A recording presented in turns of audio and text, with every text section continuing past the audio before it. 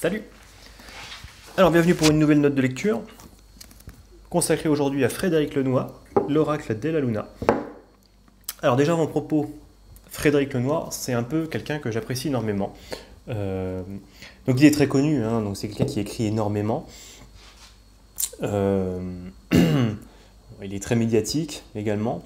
Enfin, je trouve qu'il est assez médiatique. Enfin, il y en a beaucoup qui ne le connaissent pas vraiment, hein, mais bon, je trouve qu'il est quand même assez médiatique. Et là, donc il a écrit énormément de livres sur la philosophie, la religion. Et là, donc il signe un roman. Je ne savais pas qu'il avait écrit des romans, je suis tombé dessus dans une brocante. Et je me suis dit, ça à mon avis, enfin, il écrit super bien, Frédéric Lenoir, et je me suis dit qu'un roman, il doit quand même être très très bon. Donc, qu'est-ce que ça raconte, ce roman? Pour faire vraiment très très bref, c'est l'histoire d'un petit paysan qui s'appelle Giovanni, qui un jour se fait plus ou moins condamné à se prendre des coups de fouet, enfin, je sais plus, c'est un truc comme ça. À ce moment-là, parce que, oui, j'ai mal raconté, dans sa vie, il voit qu'il y a un moment, il y a plus ou moins des corsaires, enfin, je sais pas, qui accostent à son village.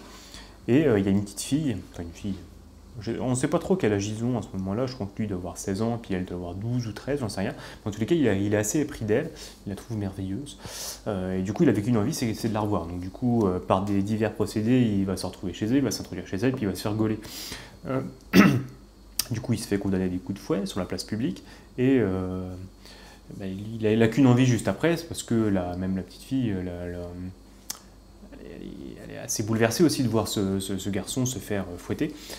Et du coup, lui, il a qu'une envie, c'est de la retrouver, parce que sa vie n'a de sens que pour cela.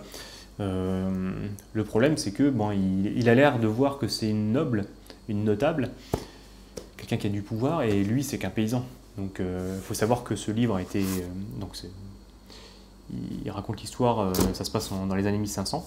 C'est la réforme luthérienne, donc au niveau de l'Église catholique. Enfin, c'est plutôt la chrétienté. C'est un peu confus, hein, désolé.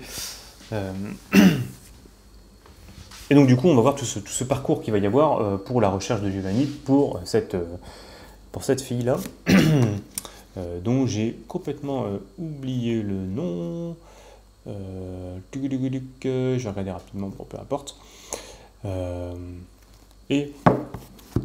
Donc du coup, ce qui est intéressant dans ce livre, c'est que c'est un roman, c'est un peu une sorte de quête initiatique, c'est-à-dire que au fur et à mesure de sa recherche pour retrouver la jeune fille, il va devoir essayer de montrer quelque chose. Comme il a vu que c'était une notable, lui il se dit, il faut que je devienne quelqu'un de cultivé, quelqu'un de fort, pour pouvoir être digne d'elle.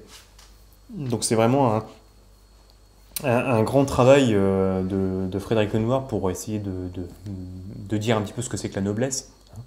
Donc on voit que le héros, par exemple, va passer 3 ans avec un astrologue catholique philosophe qui va, grâce à et en même temps avec son garde, devenir très très fort. Il va savoir se battre, et il va devenir quelqu'un de très très cultivé. Il va vraiment apprendre énormément, il va beaucoup lire.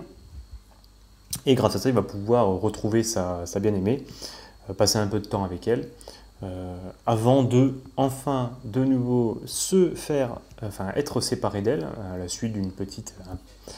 du fait qu'en fait, il est un petit peu usurpé l'identité, quoi, ça reste un paysan.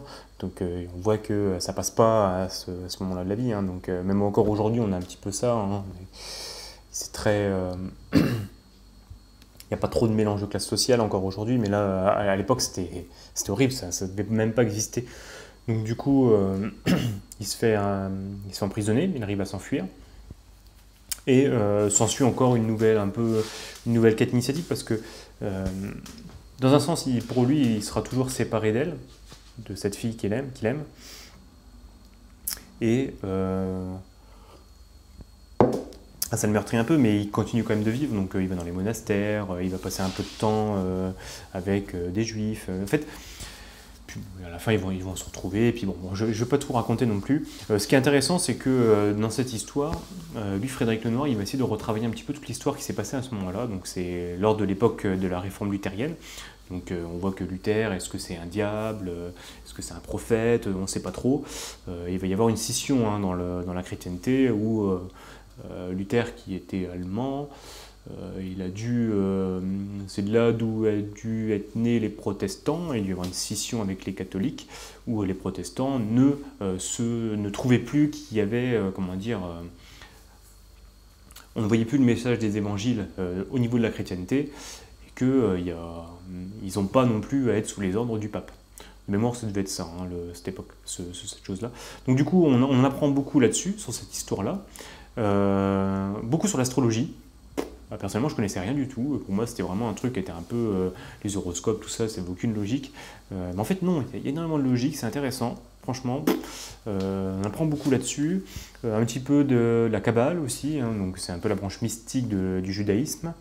La vie dans les monastères, un petit peu de la peinture. Enfin, franchement, j'aime bien ce genre d'ouvrage parce que non seulement on a une petite romance quand même qui est vraiment sympathique, et on a aussi tout ce côté un peu historique, culturel, qui permet de comprendre certaines choses, donc sur la religion, sur l'histoire, sur la spiritualité. Donc vraiment très très bon livre. Moi je te le recommande, c'est bon livre. C'est pas mal, ça se lit bien, hein. C'est une brique de 600 pages, mais enfin, même pas 700. Mais honnêtement, ça se lit bien, hein.